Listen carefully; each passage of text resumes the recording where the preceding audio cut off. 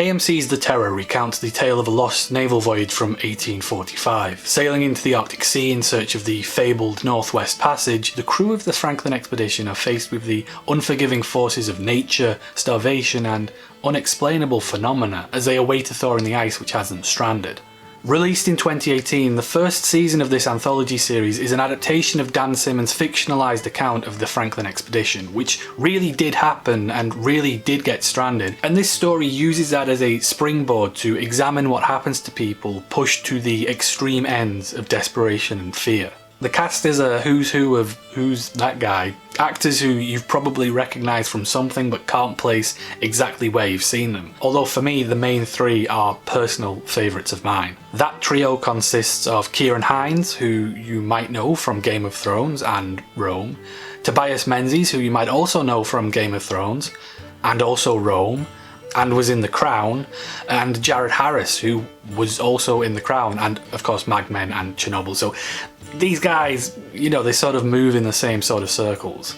Anyway, there's also some really strong supporting roles from Adam Nagaitis, who was also in Chernobyl as Mr. Hickey, Neva Nielsen as Lady Silence, and Paul Reedy, who plays Mr. Goodsir. But beyond, you know, some shared cast members, The Terror does have some deeper similarities with Chernobyl, especially in the way that both shows use a tragic historical event to explore some of the systemic failures in the society that it's representing.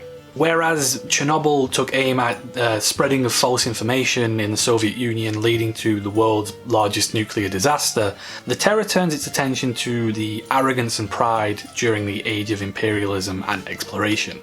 These points are really demonstrated through the characters of John Franklin and James Fitzjames, played by Hinds and Menzies. Franklin is the leader of the expedition and captain of the Erebus, and shown to be an hubristic and overly faithful man of God. He believes that high morale and higher beings will ultimately guide them to safety, causing him to ignore warning signs and opportunities to turn back.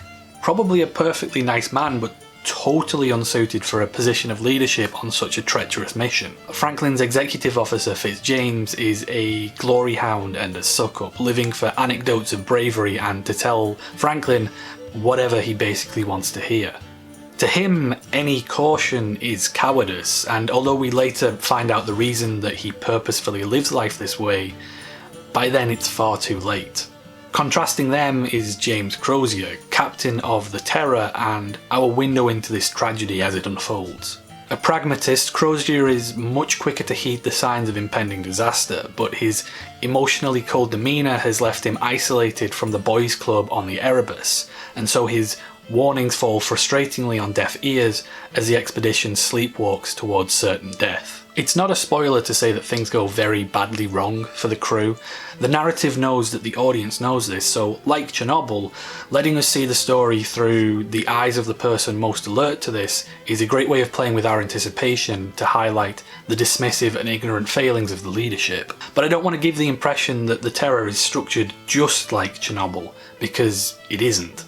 The Terror isn't as politically pointed as Chernobyl is, and while what I've said is certainly true of its first few episodes, once the central events of the story really take hold, the messages and themes of the narrative drift from pride and hubris and more towards pure desperation, survival and betrayal. The presentation of the show is tremendous in capturing both the bleakness of the situation and the enormity of the landscape. You really feel the two extremes between the cramped and dingy living quarters of the ship's crew and the frigid, endless expanse of white nothingness in which they're trapped. Neither one remotely inviting. It's one of those shows that can make you feel cold just by watching it, and it brings the crew's slow creep into despair to life. There's also the titular Terror itself, not the ship, but the supernatural aspects of the story. I've got to hold up my hands and say that I initially read this story completely wrong. After the first couple of episodes, I thought we were in firm allegory territory, that these entities were a subtle reflection of the sailors slipping into paranoia as the reality of the situation set in.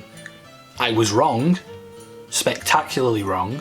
Not only are the heebie-jeebies factual within the setting, it's not just ghosts hunting them. I'm pretty sure it's fucking Man-Bear-Pig. These otherworldly encounters stem from the sailors' strained relationship with the native Netsilik people, characterised mainly through Neva Nielsen's Lady Silence. It's an interesting and balanced involvement which serves to reflect the different natures of the ship's crew. The Netzalik and the sailors have nothing in common, no history, no language, so how they approach communication with what is essentially a blank slate of a human being reveals so much about them. Some are aggressive, some are patronising, but others attempt to show kindness and respect. What's interesting about the Terror though is that it always manages to keep that relationship uneasy, even when entered with the best of intentions, demonstrating just how big the gap between these groups are and how nothing can really bridge that. Mistakes and misassumptions further demonstrate just how incompatible their two worlds are, and the supernatural aspects are a manifestation of that incompatibility, while also reflecting the random and meaningless cruelty of life in such an inhospitable part of the world. The elements don't want them there, the people don't want them there, and whatever the hell is chasing them certainly does not want them there.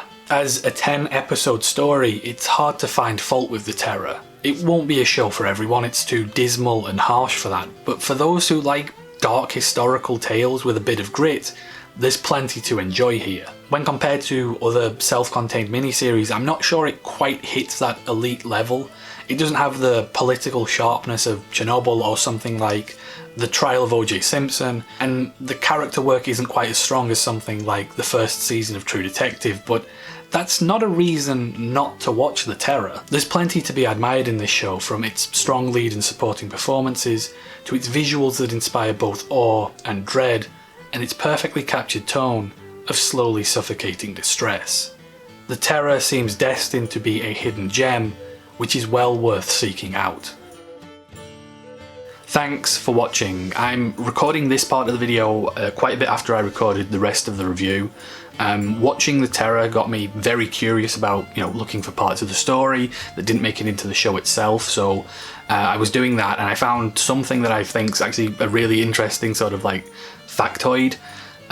When the ships got stranded, they were loaded up with state-of-the-art, brand new nautical equipment, scientific equipment, and the timbers that built the ships themselves were obviously of high value to the Royal Navy, so there was a lot of incentive of actually finding these ships and salvaging them. I mean, even if they weren't seaworthy, there was a lot of value in the equipment that they had. So the Royal Navy sent out a number of voyages to try and salvage these missing boats.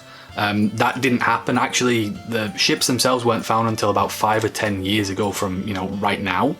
So there's a lot of interesting footage, underwater footage of the ships being found that you can find online. But aside from that, the voyages that were sent to look for these ships, one of them was helmed by the HMS Resolute, and would you believe it, the exact same thing happened. It got stranded in pack ice and had to be abandoned. I think they sort of heeded caution a little bit more on that one, because as far as I know, there was I think everybody survived, or there wasn't a lot of casualties from that, but that was another ship, the exact same thing happened. It got stranded searching for the original ships, the Erebus and the Terror. Once that had happened, that ship wasn't as badly damaged, so when the ice thawed, it was still floating about even after it had been abandoned.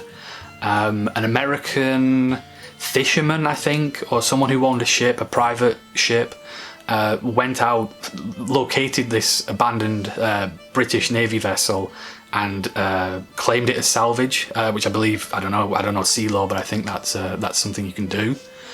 Towed it back to shore and claimed it as his own, and put a price on it.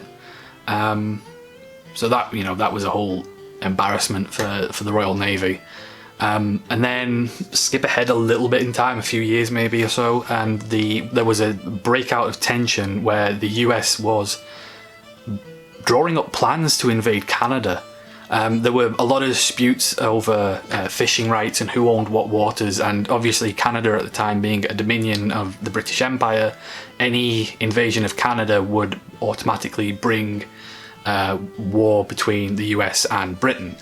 America, Congress was split. I think at the time there was, you know, a large pro-war faction and a large anti-war faction, and then the anti-war faction, you know, put together this proposal to buy the HMS Resolute from this guy who had towed it to shore and claimed it as salvage, and then, you know, repair it and send it back to the UK as a peace offering to try and quell tensions. That actually ended up happening. They bought the ship, they repaired it, they sent it back to the UK, and who knew that giant maritime empires appreciate being gifted new ships? So that worked, that quelled the tension, and there was no further conflict from that international incident. And then after the HMS Resolute, you know, served its time and was, you know, decommissioned, Queen Victoria had some of the timbers taken from the ship and fashioned into a new desk that was then sent to America again as a thank you for, you know, repairing the ship and stopping the outbreak of war.